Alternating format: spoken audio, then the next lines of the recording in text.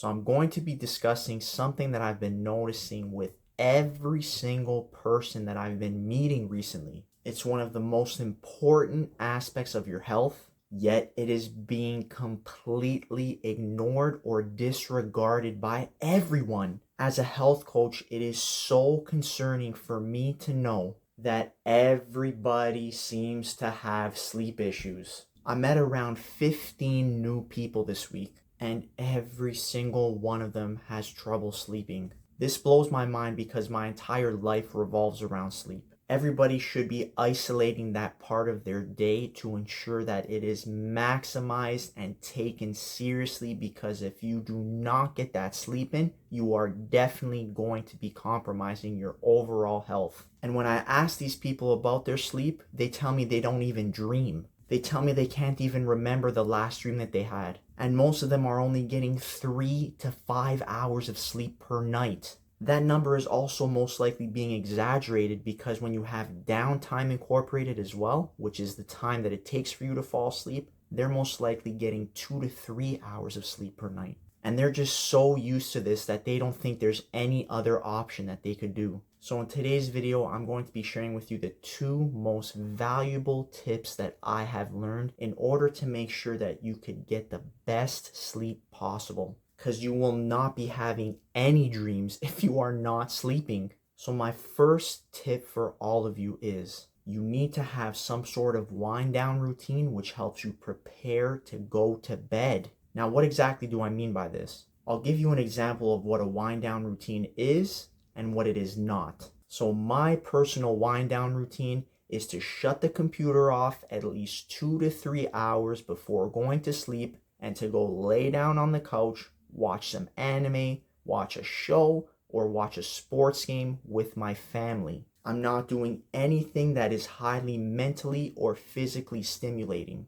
This allows all of my bodily processes to slow down, which helps me rest easier and which makes me fall asleep faster. As time goes on and you do this more and more, your body will get into the habit of entering that rest and relaxation mode a few hours before you're going to bed.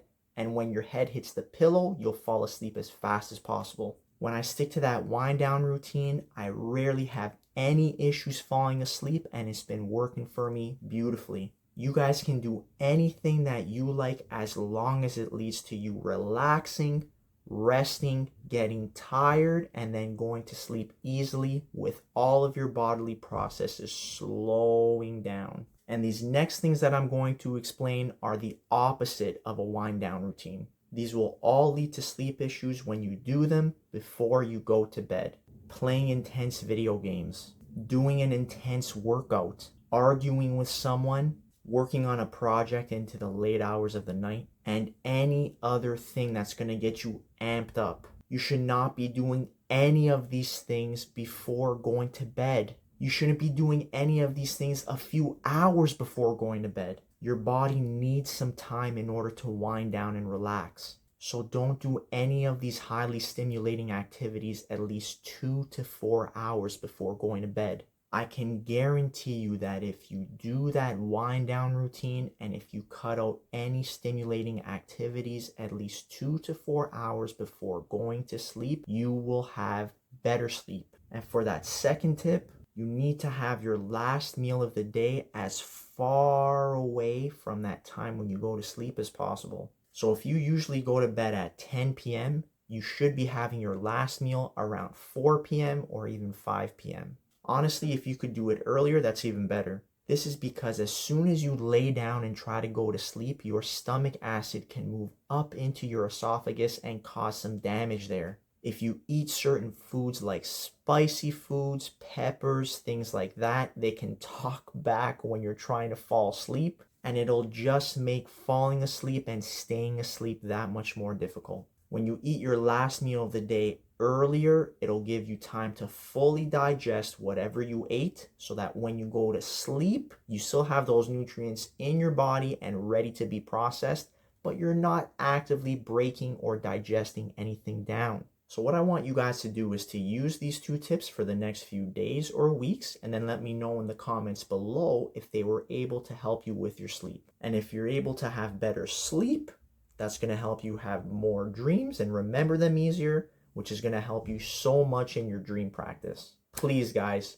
please, please, please take your sleep seriously. Improving your sleep is going to make you have better health.